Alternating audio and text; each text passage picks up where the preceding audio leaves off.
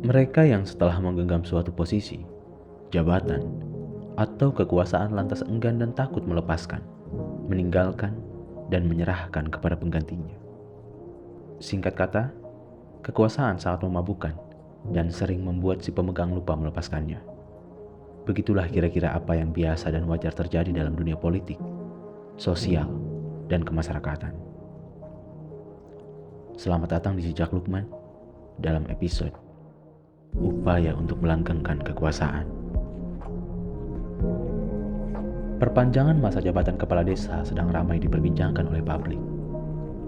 Tapi tidak usah khawatir. Semakin lamanya seseorang berkuasa, maka kejatuhan kekuasaan akan menjadi suatu peristiwa yang niscaya, tragis, dan dramatis. Lama duduk memang enak rasanya, tapi tidak enak jatuhnya.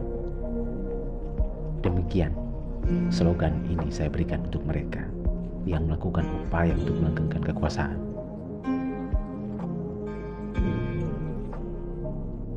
Lalu kemudian muncul sebuah pertanyaan. Mengapa fenomena ini bisa terjadi? Mengapa fenomena ini bisa terjadi? Jawabannya adalah karena kekuasaan identik dengan kenikmatan.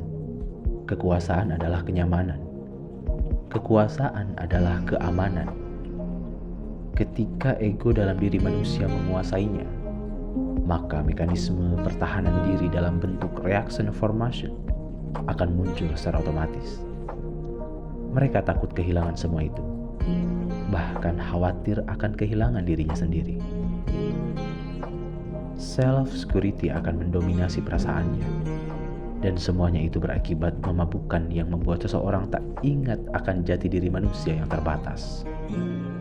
Saya ingin memberikan pengecualian. Seorang pemimpin yang tahu batas dan tahu kapan harus menyerahkan kekuasaan. Di negeri yang jauh di sana, di sebuah negara dengan nama Afrika Selatan, Nelson Mandela baru saja dielulukan oleh rakyatnya. Mandela adalah presiden pertama tahun 1994 dari sebuah negara yang baru saja merdeka dari politik diskriminatif apartheid. Tapi baru 2 tahun menjabat, Mandela sudah membuat political statement bahwa dia tidak mau dipilih kembali sebagai presiden untuk masa jabatan berikutnya.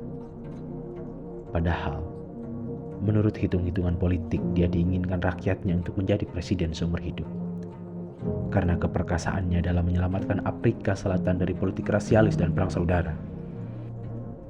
Tidak mudah memang bagi seorang pemimpin untuk tahu kapan dirinya harus berhenti, kapan harus melepaskan, atau kapan harus menyerahkan sesuatu yang sedang nikmat dan nyaman digenggam. Fenomena ini juga terjadi di Timur Tengah. Dimulai dari Tunisia. Ketika Presiden Ben Ali dipaksa turun dari tahtanya setelah 23 tahun berkuasa.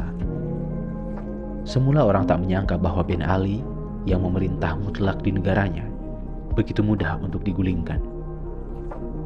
Kemudian di Mesir, dengan revolusi 25 Februari yang dalam 18 hari berhasil mengusir Hosni Mubarak yang telah berkuasa selama hampir 30 tahun untuk lari dari istana dan menjadi tahanan kota. Tidak lama kemudian, pemimpin otoriter dan karismatik Muammar Gaddafi juga mendapat serangan hebat dari rakyatnya. Dia sudah berkuasa selama 40 tahun.